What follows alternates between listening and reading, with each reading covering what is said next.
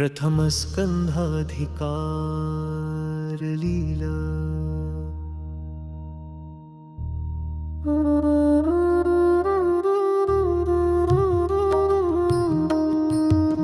श्रीकृष्णः सच्चिदानन्दो नित्यलीला विनोदकृत् सर्वागमविनोदी च लक्ष्मीश पुरुषोत्तमः।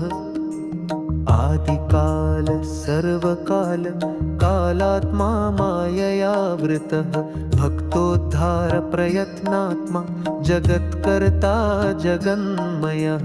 नामलीला परो विष्णुर्व्यासात्मा शुकमोक्षदः व्यापी वैकुण्ठदाता च श्रीमद्भागवतागमः। शुकवागमृताब्धीन्दु शौनकाद्यखिलेष्टदः भक्तिप्रवर्तकस्त्राता व्यासचिन्ता विनाशकः। सर्वसिद्धान्तवागात्मा नारदाद्यखिलेष्टदः अन्तरात्मा ध्यानगम्यो भक्तिरत्नप्रदायकः। मुक्तोपसृप्य पूर्णात्मा मुक्तानां रतिवर्धनः भक्तकार्यैकनिरतो द्रोण्यस्त्रविनिवारकः। भक्तस्मयप्रणेता च भक्तवाक्परिपालकः ब्रह्मण्यदेवो धर्मात्मा भक्तानां च परीक्षकः। आसन्नहितकर्ता च मायाहितकरः प्रभुः उत्तराप्राणदाता च ब्रह्मास्त्रविनिवारकः।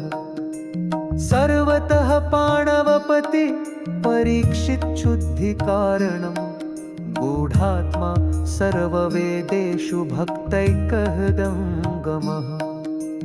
कुन्तीस्तुत्यः प्रसन्नात्मा परमाद्भुतकार्यकृत् भीष्ममुक्तिप्रदः स्वामी भक्तमोहनिवारकः।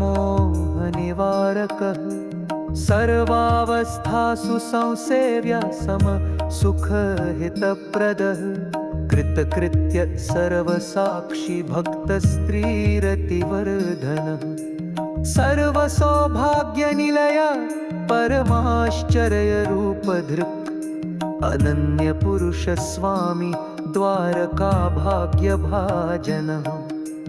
बीजसंस्कारकर्ता च परीक्षिज्ञानपोषकः सर्वत्र पूर्णगुणकर सर्वभूषणभूषितः। सर्वलक्षणदाता च धृतराष्ट्रविमुक्तिदः सन्मार्गरक्षको नित्यं विदुरप्रीतिपूरकः। लीलाव्यामोहकर्ता च कालधर्मप्रवर्तकः पाण्डवानां मोक्षदाता परीक्षिद्भाग्यवर्धनः। कलिनिग्रहकर्ता च धर्मादीनां च पोषकः सत्सङ्गज्ञानहेतुश्च श्रीभागवतकारणम्। प्राकृतादृष्टमार्गश्च इति प्रथमस्कन्धनामा।